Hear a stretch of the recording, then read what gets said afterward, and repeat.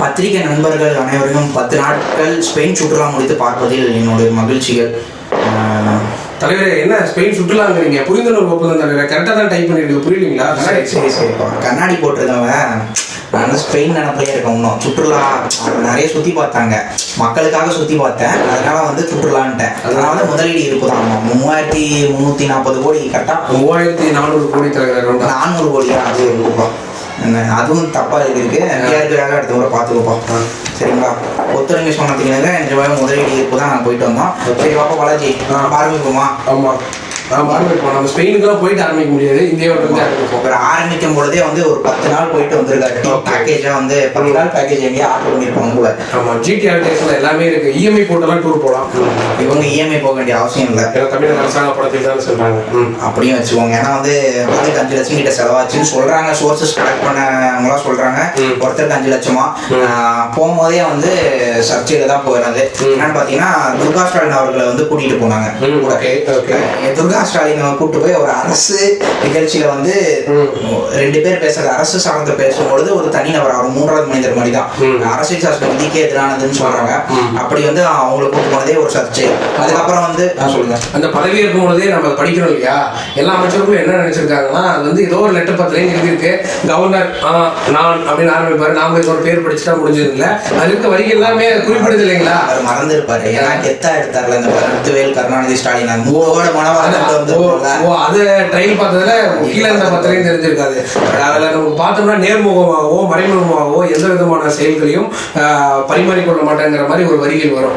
அப்படிங்களா? சரி, அடுத்தது பாத்தீங்கன்னா இவர் ஒரு மருத்துவ சிகிச்சைக்காக தான் போனாருன்னு ஒரு டாக் நிலவிட்டே இருக்கு. ஆமா, இவங்க பண்ணிட்டு வந்தது பார்த்தாலும் அப்படிதான் இருக்கு. ஏன்னா இவங்க முதல்ல ஈர்த்த மாதிரியே தெரியல. ஏன்னா இவங்க போன கம்பெனிலாம் ஸ்பெயின்ல இல்லையா, பாதி கம்பெனி வெளிநாட்டு கம்பெனி, வேற நாட்டு கம்பெனி, அங்கேயும் ஒரு அளவு போயிருக்காங்கன்னு டவுட் வருது. இது ஒரு நீதி விசாரணை தேவை. மத்திய அரசு சார்பில் மத்திய அரசு என்ன பண்ணும், நீதி விசாரணை வச்சு இவங்க ஸ்பெயினுக்கு தான் போனாங்களா, இல்லாம ஜெர்மனி, சிங்கப்பூர், மலேசியா எங்கெல்லாம் தமிழர்கள் இருக்காங்க அவங்க முதலீடு செய்ய போனாங்களான்னு ஒரு அறிக்கை விடுறாங்க. அங்கிட்டு தமிழர்களுக்கு நாட்டுக்கு போகணுங்கிறது அவசியம் இல்லை. இங்க இருக்கக்கூடிய தமிழர்களுக்கு வாழ்வை மேம்படுவதற்காக அங்கு சென்று ஒப்பந்தங்கள் இருக்கிறது. சரி விடுங்க. அதுக்கப்புறம் இவர் சொல்றது பாத்தீங்கன்னா, முதல் நாள் என்ன பண்ணாருன்னா, முதலீட்டாளர்கள் மாநாடு ஸ்பெயின் கேபிட்டலான மேட்ரிட்ல ஒரு முதலீட்டாளர் மாநாட்டுக்கு போனாங்க. ஓகே, அங்க போயிட்டு யாரெல்லாம் பார்த்தாங்கன்னா, பல தொழில்துறை பல ஸ்பெயின்ல பல பேர் இருக்காங்க. தொழிலதிபர்கள் இருப்பாங்கல்ல, அம்பானி, அந்த நாட்டுல இருக்கக்கூடிய பார்த்திருக்காரு. பார்த்து என்ன பேசினாங்கன்னு தெரியல, அதை பத்தி டீட்டெயிலா பேசல. அந்த மீட்டிங்ல அரசு ஸ்பெயின் நாட்டு அரசு அதிகாரிகளும் கூட இருந்திருக்காங்க. ஆமா, அதுக்கப்புறம் அரசு அதிகாரிகள்லாம் இங்கதான் டவுட் வருது. என்னன்னு பாத்தீங்கன்னா, இப்ப தமிழ்நாடு கவர்மெண்ட் கீழே இருக்க ஒரு கான்ஸ்டபிளும் அரசு அதிகாரி தான். கூட அரசு அதிகாரி தான். இப்படி இருக்க பட்சத்துல அந்த ஸ்பெயின் மாநாட்டுல நிறைய பேர் வருவாங்க, பெரிய ஆளுங்கலாம் வருவாங்கன்ட்டு மாநாட்டுல கீழே போலீஸ் இருந்திருப்பாங்க. அந்த அரசு அதிகாரியில பார்த்தேன்னு மென்ஷன் பண்றாரா, இல்ல என்ன பண்ணிருக்கோம், அது பேசும்போது தெளிவா பேசணும். இந்த அரசு அதிகாரியை பார்த்தா இவ்வளவு இதை பத்தி பேசணும், அது பேசல. அவங்க போயிட்டு எல்லாம் நமக்கு சொல்லணும்னு அவசியம் இல்லை. போனேன் வந்தேன், எம்ஓயு சைனா இருக்கு, ஆனா எதுவும் முதலீடு இல்லைங்கிறதெல்லாம் சொல்ல மாட்டாங்க. அதை நாமளும் புரிஞ்சுக்கணும். நிஜமாவே முதலீடு ஏற்படவில்லை, டூர் தான் போயிட்டு வந்தாங்க அப்படின்னு நாமளே புரிஞ்சுக்கணும். அதான் உண்மை. அப்படி சொல்ல மாட்டாங்க, ஆனா முதலீட்டு இருக்குன்னு சொல்லிப்பாங்க. இவங்க அம்மனி டூர் போனா அறிவிச்சுட்டு தலைவர் அவர் மகனான உதயநிதி அவர்களை பொறுப்பு அமைச்சர் முதலமைச்சரே ஆகிட்டு போங்க, நீங்க தானே ஆட்சியில இருக்கீங்க, என்ன பண்ணா என்ன, அதுக்கு சப்ப கட்டுறதுக்கும் கொத்தடிமையில இருக்கீங்க. நார்த் இந்தியா ஐடி விங் இவங்க கட்சி, தமிழ்நாட்டு கட்சி, தமிழக கட்சி. ஐடி விங் எல்லாம் எடுத்து பாத்தீங்கன்னு வச்சுக்கோங்களேன், பல ஐடி விங் அந்த ட்வீட்லாம் நார்த் இந்தியால இருந்து வருங்க. அவனுக்கு தமிழ் கூட தெரியாது. ஆனா உதயநிதி அவர்கள் பதவி ஏற்கும் பொழுதே we want this leader to be the national chief minister, national prime minister. அவங்க நாட்டுல chief minister தான் போல. வெளிநாட்டுக்காரங்களாம் டைப் பண்ணி போட்டிருந்தாங்க. அப்ப ஐடி விங் பாத்துக்கோங்க, தமிழ்நாட்டை தாண்டி இருக்க ஒரு ஐடி விங். மூடிப்பூடி தாண்டாலே உங்களுக்கு கொடி கட்டுறதுக்கு ஆள் இல்லைங்கிறது நீங்க உணராம பேசிக்கிட்டு இருக்கிறீங்க. ஐடி விங் நபர்களே பாத்துக்கோங்க. அதெல்லாம் மாநிலத்துல இருந்து ஐடி அங்க கிரியேட் பண்றது, விபிஎன் போட்டு அங்க அசஸ் பண்ற மாதிரி பண்ணுவாங்க. எல்லாரும் இந்த கும்படி போட்டி காசு 200 ரூபாய் பேமெண்ட் தமிழக கொத்தடிமைகளுக்கு மட்டும் மட்டும் இல்லை, வடநாட்டு ஒத்துழைமைகளும் அது 200 ரூபாய் கிரெடிட் செய்யப்படுதுன்னு இதுல இருந்து தெரிஞ்சுக்கலாம். எல்லாம் நீங்க கிரெடிட் செஞ்சாலும் 2026 எந்த ஆணையும் வேலைக்கு ஆகாது. 26 போயிட்டீங்க, 24 வேகாதுன்னு நினைக்கிறேன். 24 வேகாதுன்றது முன்பே கணித்த கருத்து. அதுக்கப்புறம் வந்து இவர் வந்தோடனே பிரஸ் மீட், இது வந்து பிரஸ் மீட்ல வந்து முதல் நாள் பத்தி இது சொன்னாரா, அதுக்கு முன்னாடி வந்து இன்னும் ஒரு 4 கதையை சொன்னாருங்க. அந்த கதையை கொஞ்சம் பார்த்தா கொஞ்சம் நல்லா இருக்கும், கேட்க நல்லா இருக்கும். டைரக்டர் இருந்தாருன்னா ஒரு படமா எடுக்கலாம். கூட யாரோ ஒருத்தர் எழுதி கொடுத்த ரைட்டர் எழுதி கொடுத்ததான் இவரே படிச்சாரு. இதுவரை அவன் ஸ்கிரிப்ட் இன்னும் எழுத சொல்றீங்க, இதுக்கப்புறம் எழுத முடியாது, அவ்வளவுதான். அந்த மழை வெள்ளத்துல வந்து அந்த காங்கிரஸ் எம்எல்ஏ சொன்னார்ல, இதுக்கப்புறம் எதாவது செய்ய முடியுமான்ட்டு. வேலைச்சேரி எம்எல்ஏ என்னைக்கும் மறக்க மாட்டாங்க, அரசியல் விட்டு போற வரைக்கும் இந்த அந்த எம்எல்ஏ மட்டும் மறக்க மாட்டாங்க. ஆமா, இதுக்கப்புறம் தான் எதுவும் பண்ண முடியாது, இதான் லாஸ்ட்ன்ட்டாரு. அந்த மாதிரி இதுக்கப்புறம் இந்த ஸ்கிரிப்ட்ல எதுவும் பெட்டர்மெண்ட் பண்ண முடியாது, எதுனா பண்ணிதான் பெட்டர்மெண்ட் பண்ண முடியும். கேட்கறாங்க பிரஸ்ல வந்து வேற எங்கன்னா போக உங்களுக்கு பிளான் இருக்கா இப்போதைக்கு அப்படின்னு கேட்டிருக்காரு. அவர் வந்து சொன்ன உடனே என்னங்கிறாருன்னா, பாராளுமன்ற தேர்தல் வந்து சூடு பிடிக்குது, களம் சூடு பிடிக்குது, கூட்டணி எல்லாம் பேசி 4 நாள் பேச்சு கொடுக்கணும், கொடுத்துட்டு ஜெயிச்சு எல்லாம் அனுப்பி அமைக்கிறதுல மத்தியில அவங்களும் எல்லாம் வேற எங்கன்னா போலாமா அப்படின்னு இருக்காங்க. அவங்க கிட்ட கெஞ்சணும் இல்ல கேட்கணும் அப்படின்னு சொல்லியிருப்பாரு அப்படின்னு சொன்னாரு. அதனால பாராளுமன்ற தேர்தல் வென்று இவர் காட்டுறவர் தான் பிரதமர்னு சொல்லியிருக்காங்க. இவர் தாங்க பிரதமர், அப்படி நான் காட்டும் நபர் தான் பிரதமராக வேண்டும். அவர் கடைசி இவரே எப்படி காட்டுறாரு, அவ்வளவு தெரியல. ஆனா அவர் மனசுக்குள்ள ஒரு ஆசை இருக்கு, எல்லாருக்கும் இருக்காதுங்களா. கவுன்சிலருக்கு எம்எல்ஏ ஆகணும், எம்எல்ஏ சும்மாவா அப்படின்னா அவங்க அப்பா முதல்வர் ஆயிட்டாரு, ப்ராக்ரஸ்ல என்ன அது அடுத்தது பிரதமர் தான். அப்ப அவர் ஆசை இருக்கிறது ஒரு சாதாரண விஷயம் தான். அதுக்கப்புறம் பாத்தீங்கன்னா நாடாளுமன்றத்துல மோடி உரை பத்தி கேட்டாங்க. மோடி உரை பத்தி பாத்தீங்களான்னு கேட்டாரு. ஆமா, அது நான் நச்சுன்னு சொன்னாரு. என்னன்னா வந்து சொல்லுங்க, பார்த்தேன், ரசித்தேன், சிரிச்சேன், படித்தேன். இதுல வந்து ஹைலைட்டே வந்து ஃபர்ஸ்ட் வீடியோ பார்த்து போராட்டு இருக்குது. எப்படி அவருக்கு ஹிந்தி புரியாது, அது என்ன பார்த்தாருன்னு தெரியல. படிச்சேங்கிறாரு, எல்லா வேலையும் பண்ணிருக்காரு. ரசித்தேன், ஸ்பெயின்ல இருந்தே தெரியும், ஸ்பெயின்ல இருந்தே மோடியோட மக்களுக்கு அப்டேட் பண்றாரு. தமிழ்நாட்டுல என்னென்ன நடக்குது மட்டும் இல்ல, ஆல் ஓவர் இந்தியாவில என்னென்ன நடக்குது நான் பாத்துட்டு இருக்கேன், பிரதமர் நான் தான் சொல்லி அந்த மனநிலை இருப்பாரு. ஸ்பெயின்ல இருந்தே பாத்துருக்காரு, ஃப்ரீ தானே பாத்துருப்பாரு. அதுக்கப்புறம் அப்போ ஒரு ஹைலைட்டான விஷயம் நடந்தது. சிரிச்சேன்னு பின்னாடி அண்ணன் குற்றவாளின்னு தகுதி நீக்கம் செய்யப்பட்ட எம்எல்ஏ பெண்டிங் கேஸ் இருக்குது, பொதி குற்றவாளி தான். அப்படி வந்து பொன்முடி அவர்கள் சிரிப்பா இருப்பாரு, ஒரு சிரிப்பு அது வந்து பௌர்ணமிக்கு சமங்க, அவ்வளவு பிரகாசமா இருந்தது. ஆமாங்க, அது 8 பேர் பாப்பாரு. மத்த அமைச்சர்லாம் கம்முன்னு இருந்தாங்க. இவர் தான் அந்த பேப்பர் ஒன்று கையில் கொடுத்துருந்தாங்க. பேப்பர் தான் முக்கியமான பேப்பர். பேட்டியாளர் கொஸ்டின் ஆரம்பிக்கிறதுக்கு முன்னாடி நமது மாண்புமிகு முதலமைச்சர் மு.க. ஸ்டாலின் அவர்களுடைய கண்கள் கீழே போகும். ஆமா, இல்ல கேள்வி கேட்கறாங்களா, கரெக்டா கேட்கறாங்களான்னு பாக்குறதா இருக்கும். கேள்வியும் ஃபர்ஸ்ட் செக் பண்ணிக்காரு, ஒன்னு தான் கேக்குதா, அதுக்கான ஆன்சர் அதானான்றது பார்த்துட்டு டப்புனு ஆன்சர் வரும்.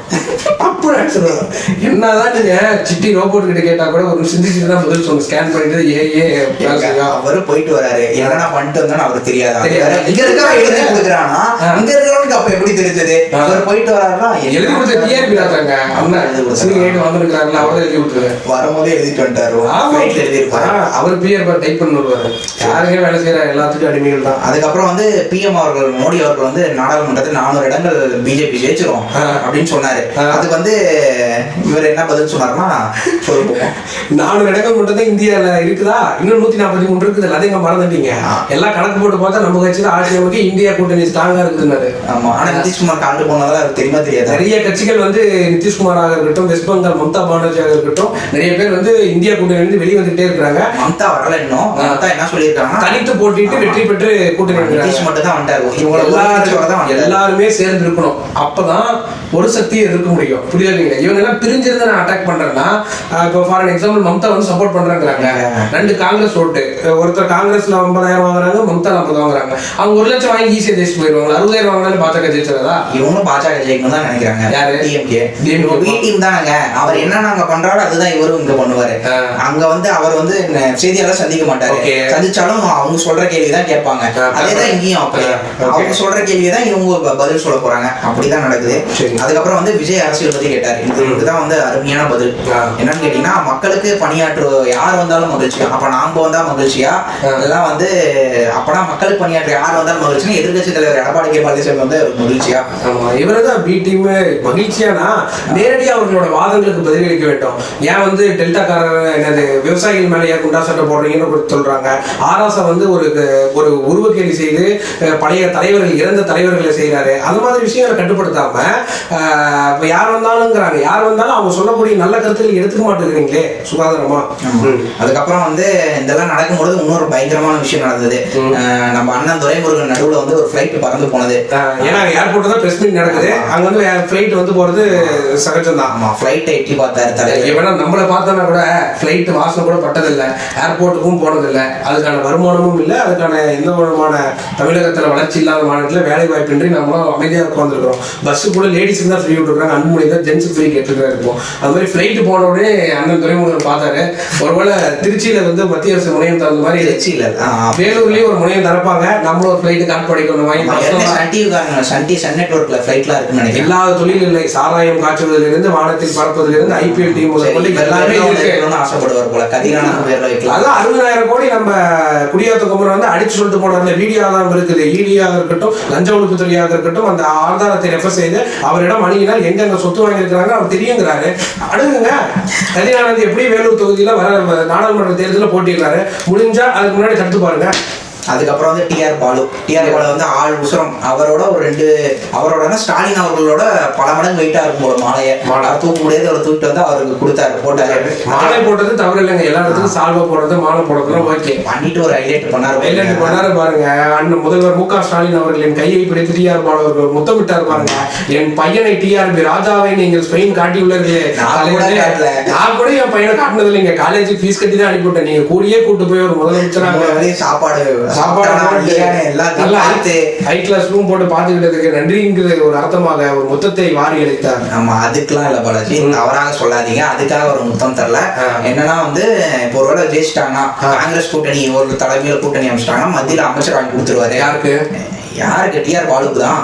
டிஆர் பாலுக்கு மத்திய அமைச்சர் ஏற்கனவே இருந்தவர் தானே. ஒரு ஜெனரல் கொஸ்டின், சூரியன் வந்து தெற்குல உதிக்கிறதுக்கு வாய்ப்பு இருக்குதா இல்ல வேற எந்த திசையில் சூரியன் உதிக்கிறது? சூரியன் கிழக்குல தான் உதிக்கும். தெரிஞ்சு வச்சுக்கோங்க. காங்கிரஸும் சரி, இந்தியா கூட்டணியும் சரி, மத்திய அரசாங்கத்தில் 2024 ஆட்சி அமைப்பதற்கு 10% கூட வாய்ப்பு இல்லை. 2026 அதே சூரியன் தமிழகத்தில் உதிப்பதற்கும் வாய்ப்புகள் எழுதி வச்சுக்கோங்க. இது நடக்கணும். இது நடந்ததான் தமிழ்நாட்டின் நிலைப்பாடு, தமிழகத்தின் மக்களின் ஒலிக்குரல் இதாக தான் இருக்கு. ஆமா, அதுக்கப்புறம் வந்து இப்ப மாநாட்டை பத்தி பேசுவோம். அடுத்த நாள் முதல் நாள் சொல்லிட்டா முதலீட்டாளர் மாநாடு. முதல் நாள் பெரிய நாளுங்க, 24 hours 40 hours மாநாடு தான் போயிருக்காரு. போய் டூர் மாநாடு போயிருக்காருங்க. மாநாட்டுக்கு போயிருக்காரு. அதுக்கப்புறம் இவங்களை பார்த்தேன், அவனை பார்த்தேன், வணக்கம் சொன்னேன், அது மட்டும் வந்து ஒரு குறிப்பா சொல்லிட்டாரு. அடுத்தது என்ன பண்ணிருக்காருன்னு பாத்தீங்கன்னா முன்னணி நிர்வாகிகள் எல்லாம் சந்திச்சிருக்காராம். முன்னணி நிர்வாகிகள் யாரும் பாத்தீங்கன்னா அடுத்தடுத்த நாள் இதெல்லாம் டேட்லாம் சொல்ல, இந்த நாள்ல இவரை பார்த்தேன், இந்த நாள்ல இவரை பார்த்தேன் சொல்ல.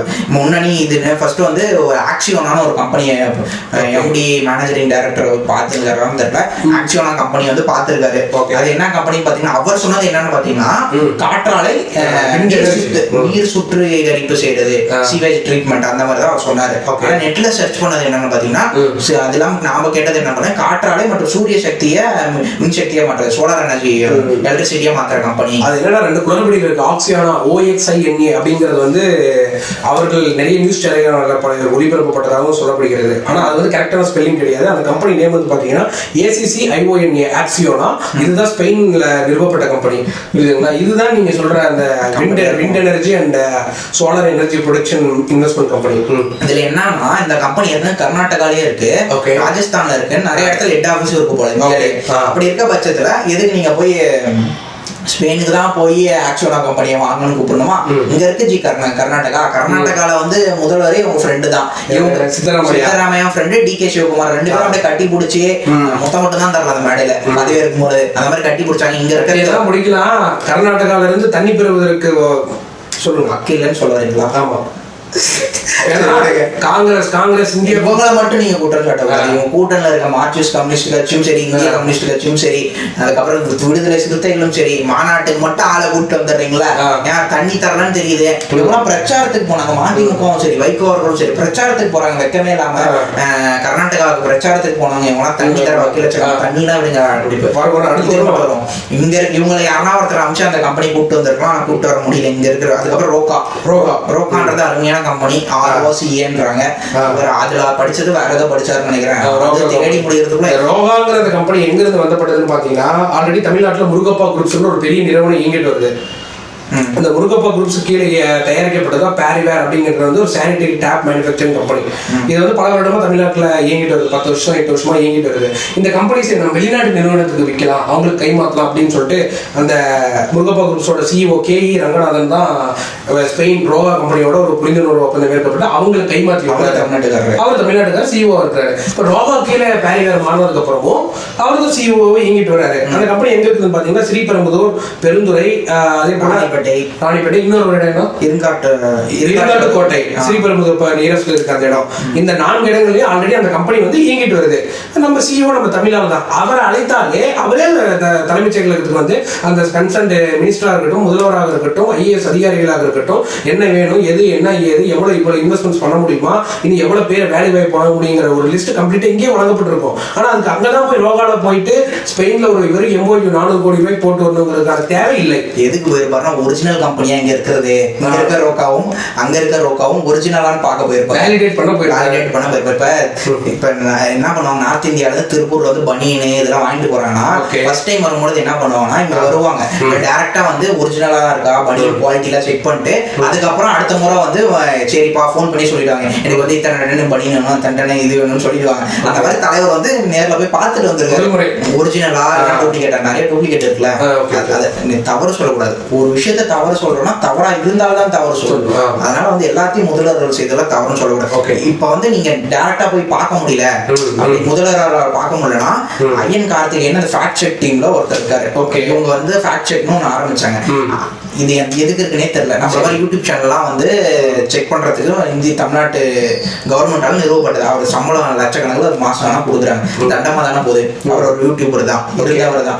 நான் ஏன் யூடியூப் ஆரம்பிச்சேன்னு தெரியுமா? அந்த மாதிரி அரசு பதவி வரும்னு நினைச்சுதான் ஆரம்பிச்சேன். அவருக்கு அரசு பதவி எந்த விதமான தேர்வின்றி அரசாங்க பதவி, அரசாங்க வேலை, அரசாங்க ஊதியம் பென்ஷன் இருக்குதா இல்லையா? அது இருக்காது. அது 2003 அப்புறம் இல்லைன்னு. 2004 அப்புறம். ஆமா, அதனால அது மட்டும் இருக்காது. தயவு செய்து வந்து அவரையே அமைச்சிருக்கலாம். வாங்குற சம்பளத்தை வேலையாவது பார்த்து. ஏன்னா ஃபேக்ட் செக் தான் பண்ண போறோம். ஏன்னா ஆல்ரெடி இருக்கக்கூடிய கம்பெனி ஒரிஜினலா தான் நீங்களே பார்க்க போனீங்க. அந்த ஒரிஜினலோட இங்க இருந்தே பார்த்துருக்கலாம். அதுக்கப்புறம் இன்னொரு கம்பெனி பாத்தீங்கன்னா அபாக் லாய்டு. அது வந்து logistics and container company, container transportation company. Okay, அது வந்து 2500 கோடி இந்த கம்பெனிக்கு வந்து முதலீடு ஈர்த்ததா சொல்லியிருக்காங்க. சொன்ன ரோக்சாக்கு வந்து 400 கோடி. இந்த 2 கம்பெனி தான். அதுக்கு முன்னாடி அந்த ஆசினோன்னு சொன்னோம்ல, அது வந்து எவ்வளவு ஈர்த்தது, எவ்வளவு முதலீடு பண்ண போறோன்னு MOU கூட வரல. பேர் மட்டும் இவர் படிச்சாரு. சரிங்களா? அப்படி சொல்லுங்க. இப்போ வந்து ஐபாக் லாய்டுங்கிறது வந்து என்ன கம்பெனின்னு பாத்தீங்கன்னா, இது வந்து ஸ்பெயின் நிறுவனம் கிடையாது. இது நிறுவப்பட்ட இடம் அது பூர்வீகமான எந்த நாட்டை சேர்ந்ததுன்னு பாத்தீங்கன்னா உங்களுக்கு வந்து ஜெர்மனி நாட்டை சேர்ந்தது. போனாரா? அப்ப ஹிட்லர் பார்க்க போனாரா? ஹிட்லர் தான் இறந்துட்டாருங்க. அப்ப எதுக்குங்க போனாரு? தெரிஞ்சிருச்சுங்க. ஜெர்மனி பக்கம் இட்டாலியில ஸ்டாலின் ஒருத்தர் இருந்தாரு. ஸ்டாலின் எல்லாம் படிச்சிருக்கீங்களா? அந்த பேர் தான் இங்க வந்து. அதனால அப்படி எதனா பார்க்க போனாரா இந்த மாதிரி யாரா இருந்தாங்கன்ட்டு. அவங்க அந்த மக்கள் கிட்ட போய் நான் தான் ஸ்டாலின்னு சொல்லி கவர்லாம் போனாரு. இல்ல கவர் தானே இங்க தேராதுங்க இனிமேலுக்கு. அதே போல 17 இருந்து 20 வருஷத்துக்கு முன்னாடியே ஐபாக் லாய்டுங்கிற கம்பெனி இந்தியாவில் வந்து ஆல்ரெடி பணியாற்றி முதலீடு செஞ்சு அவங்க இன்வெஸ்ட்மெண்ட் அவரோட ஒர்க் நடந்துகிட்டு இருக்கு. தமிழ்நாட்டில் குறிப்பா எங்கன்னு பாத்தீங்கன்னா நம்ம தூத்துக்குடியில இருக்கக்கூடிய ஹார்பர்ல. தூத்துக்குடியில இருக்கா? ஆமா, கண்டெய்னரா கனிமொழி கிட்ட கேட்டிருக்கலாம்.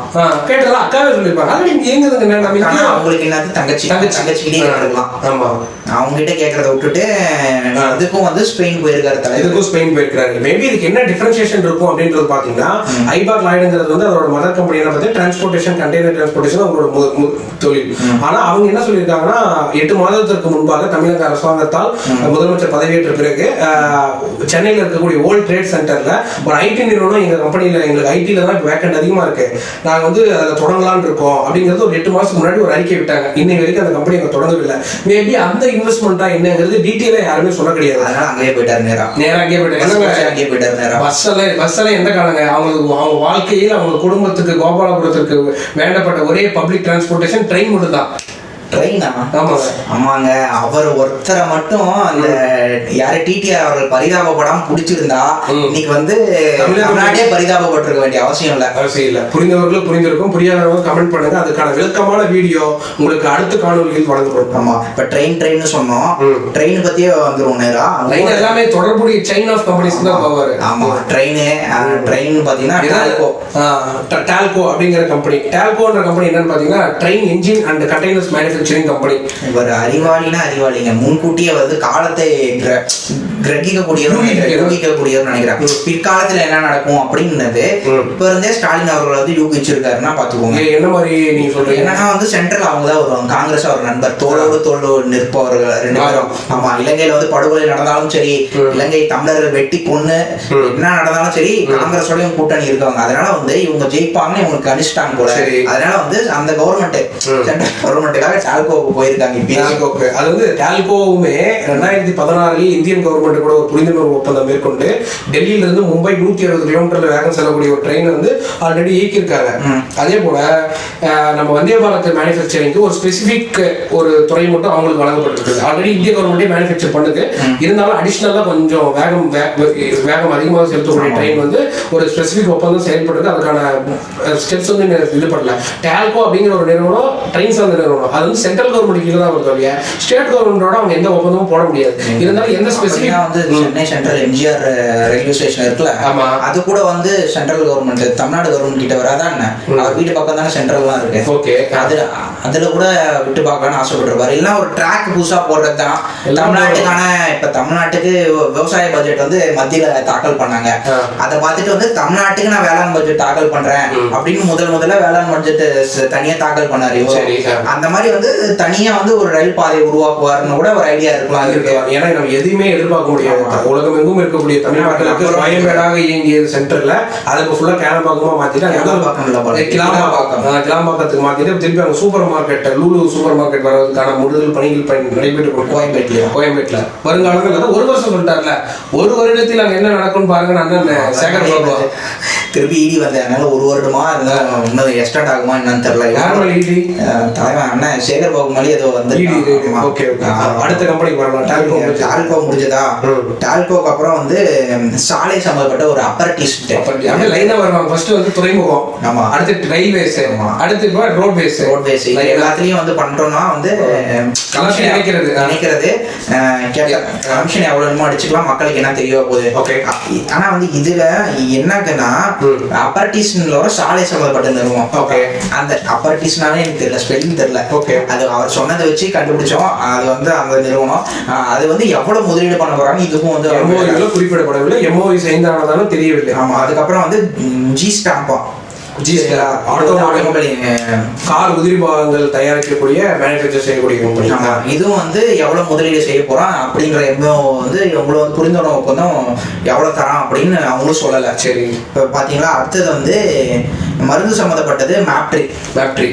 இதுவும் வந்து மேப்ட்ரியான்னு என்ன தெரியல. இதெல்லாம் வந்து முதல்வர் படிச்சது, அவர் படிச்சு என்ன புரிஞ்சிருக்கோ எழுதி வச்சிருக்கேன். அவர் படிச்சதெல்லாம் எனக்கு தெரிஞ்சது இதான், மேப்ட்ரி தான் அவர் படிச்சாரு. அதான் அது வந்து மருந்து சம்பந்தப்பட்டது. நீங்க இன்னும் பயப்பட தேவையில்ல, ஒண்ணு ஃபேக்ட் செக் பண்ணாலும் முதல்வரோட காணொலிக்கு நம்ம அமைச்சிக்கலாம். அந்த மருந்து சம்பந்தப்பட்ட இது வந்து அவங்களும் எவ்வளவு எம்ஓயு, அதாவது புரிஞ்சுக்கணும் அப்பதான் எவ்வளவு தரப்போறோம்னு அவங்களும் சொல்லல. அப்ப வந்து இந்த நிறுவனம்லாம் வந்து ஒப்புக்குச்சப்பா. இவங்க இன்னொரு நிறுவனம் மட்டும் இருக்கு. அதுல எடிபான்னு ஒரு பொறியியல் சம்பந்தப்பட்ட நிறுவனம், பொறியியல் கல்வி சம்பந்தப்பட்ட நிறுவனம், கல்விகள் செய்கிற நிறுவனம். அவங்க வந்து ஒரு 540 கோடி. இத்தனை நிறுவனம் சொன்னல, 1 2 3 4 5 6 7 8 நிறுவனம் சொல்லியிருக்கோம். 8 நிறுவனம் 3 நிறுவனம் தான் முதலீடு நாங்கள் செய்ய போறோம் அப்படின்னு ஒரு சொல்லியிருக்காங்க, தொகையை சொல்லியிருக்காங்க. மீதி இருக்கிற ஒரு 5 நிறுவனம் வந்து எதுவுமே சொல்லலாம். அப்படி இருக்க பட்சத்துல அந்த நிறுவனத்தெல்லாம் விசிட் பண்ணதே அதெல்லாம் எதுக்கு போடுறீங்க? முதலீடு இருக்குல்ல, அப்ப லாஸ் தானே, ஒண்ணுமே இல்ல. அப்ப என்னத்துக்கு அதெல்லாம் வந்து சொல்றீங்க? முதலீடு இல்லாத சொன்ன கம்பெனி மட்டும் தான் லாஸ். முதலீடு வந்து 3 கம்பெனி சொல்லியிருக்காங்கன்னு சொன்னீங்க. 2400 கோடி ஒன்று, 400 கோடி ஒன்று, 540 கோடி ஒன்று. இந்த 3மே கூட எல்லாமே முழுமையா வந்து செயல்பாடு வருமாங்கிறது வந்து வந்தால் மட்டுமே தெரியும். எம்ஓயூங்கிறது வந்து 80% 90% சைனாங்கிற எம்ஓயூ நடைபெறுவதில்லை. ஒரு 10% 20% நடைபெறுகிறது. இன்கேஸ் இது வந்து நீங்க சொல்லப்பட்ட 3400 கோடிகளும் தமிழகத்தில் இன்வெஸ்ட் செய்யப்பட்டு தமிழக மக்களுக்கு வேலை வாய்ப்பை உயர்த்தி தமிழக அரசாங்கத்தை வருவாயை உயர்த்தினால் அதற்கான அறிக்கை கண்டிப்பாக தமிழக அரசாங்கம் வரும் காலங்களில் வழங்க வேண்டும். தான் இவங்க இன்னொன்னு வந்து இது போறதுக்கு 1 வாரம் முன்னாடியே 2 வாரம் முன்னாடி தான் வந்து உலக முதலீட்டாளர் மாநாடு தமிழ்நாட்டில் நடத்தினாங்க. ஆமா, அதுக்கு வந்து உலகத்துல இருந்து யாரும் வரல, எல்லாருமே வந்து இந்தியன் இதுதான். அதானி வந்தாரு, ஜியோ வந்தாரு. ஜியோ ஏற்கனவே வந்து இந்த மாநாடு வைக்கலாம் கூட அவங்க இன்வெஸ்ட் பண்ணியிருப்பாங்க. ஜியோவோட அந்த 5G நெட்வொர்க்காக எல்லா இதுலயும் இன்வெஸ்ட் பண்றதா, எல்லா நெட்வொர்க் கம்பெனியும் இன்வெஸ்ட் பண்றதுதான். அவங்க நீங்க மீட்டிங் நடத்தினாலும் அம்பானியும் அதானியும் போட்டி போட்டுக்கொண்டு அவர்கள் வளர்வதற்கு அனைத்து மாநிலங்களும் அனைத்து மாவட்டங்களுக்கும் செல்வதற்கு அவங்க தயாரா இருக்கிறாங்க. ஏதோ இவங்க போய் அழைச்சதுனால தானோ டிஆர்பி ராஜா தொழில்துறை மந்திரியா வந்ததுனால தான் இன்வெஸ்ட்மெண்ட் வந்த மாதிரியும் பெரிய பேர் நினைச்சுக்கிட்டு இருக்கிறாங்க. அந்த மாதிரி இந்த விஷயம் கிடையாது. ஆமா, அதுக்கப்புறம் வந்து சரி அப்ப யாரும் வரலன்னு நினைச்சிட்டு தான் இவர் என்ன பண்ணிருக்காரு, ஃபாரின் போயிருக்காரு நினைக்கிறேன், ஸ்வீடனுக்கு. யாருமே உலகத்துல இருந்து யாரும் வரல, நாங்க மத்த நாட்டுக்கு போலாம், அவன் வரல நாங்க போய் சுத்தி அப்படின்னு போனது. இது ஃபெயிலியரான ஒரு திட்ட ப்ராஜெக்ட் மாதிரி ஆயிடுச்சு. ஏன்னா வந்து சுற்றுலா ப்ராஜெக்ட் ஆயிடுச்சு, அவ்வளவுதான். சுத்தி பார்த்துட்டாங்க, ஸ்பெயினா அருமையா சுத்தி பார்த்தாரு. இத்தனைக்கு வந்து ட்விட்டர்லாம் ஒரு போஸ்டர்ஸ்லாம் அப்படியே பின்னாடி வந்து சன்லைட் இது, இவர் வந்து அப்படியே கெத்தா அப்படியே கண்ணாடி எல்லாம் போட்டு அப்படியே போட்டோ நிக்கிறாரு போஸ்ட். ஸ்பெயின்ல சன்ரைஸா? ஸ்பெயின்ல சன்ரைஸ் சொல்ல வராரு. என்ன சொல்றாரு?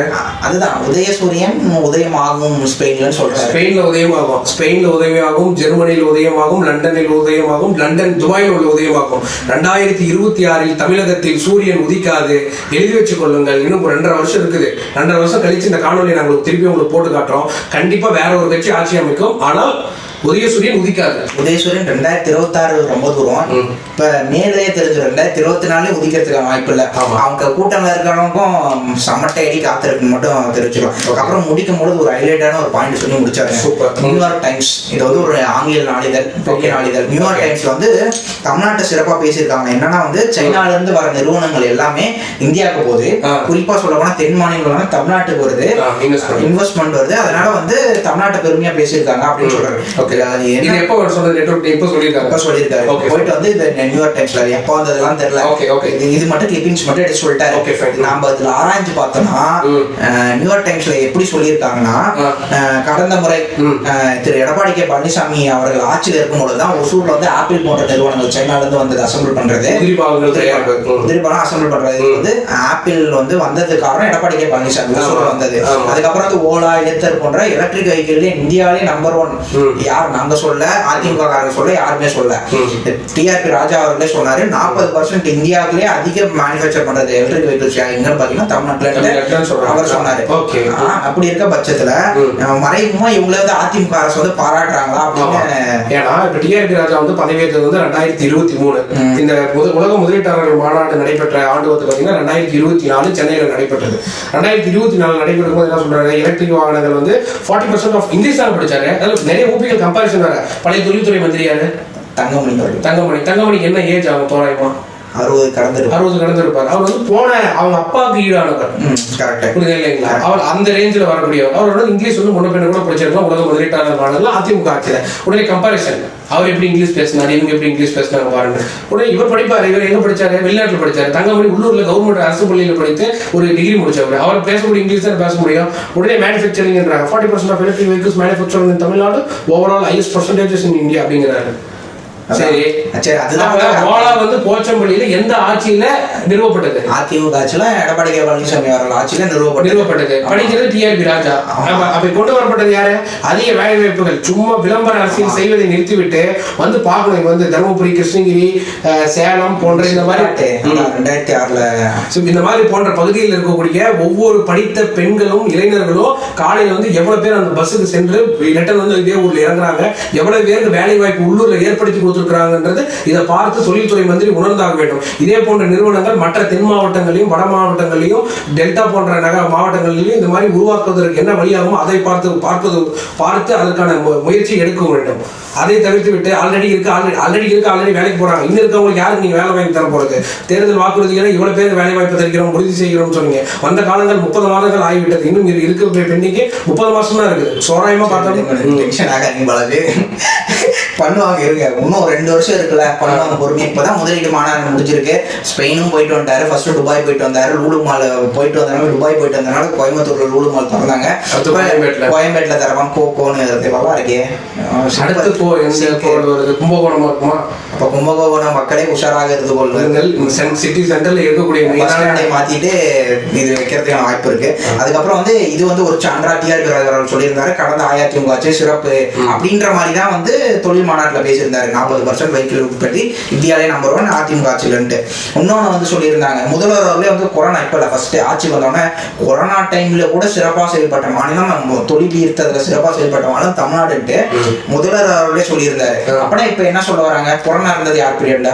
கொரோனா இருந்தது எடப்பாடி கடந்த ஆட்சி அனைத்து இவங்க வந்து 2021 வரும்போது corona completely washed out of India அங்கதான் இருந்தது. அதுவும் கிளியர் ஆகிடுச்சு. ஏன்னா வேக்சின்ஸ் வந்து முன்னாடி கொடுக்கப்பட்டதால எல்லாருமே புதுசா யாருக்கும் வர கிடையாது, இருந்தவங்களுக்கு நோய் தீர்க்கும். அப்படி இருக்க பட்சத்துல இவங்க இந்த மாநாட்டு முடிவுல என்ன சொல்றாங்க, அந்த பிரஸ் மீட்ல ஸ்டாலின் அவர்கள் என்ன சொல்ல வர்றாருன்னா, நான் சிறந்த முதல்வர் அல்ல அப்படின்றத சொல்லாம சொல்லியிருக்காரு போல. அதுக்கப்புறம் வந்து கடந்த ஆட்சியில சிறப்பா செயல்பட்டதுன்னு சொல்லாம சொல்லியிருக்காரு போல. அதனால பாக்குற மக்கள் நீங்க தெரிஞ்சுக்கோங்க, புரிஞ்சுக்கோங்க, அறிஞ்சுக்கோங்க இன்னும் என்னென்ன வார்த்தை இருக்கு.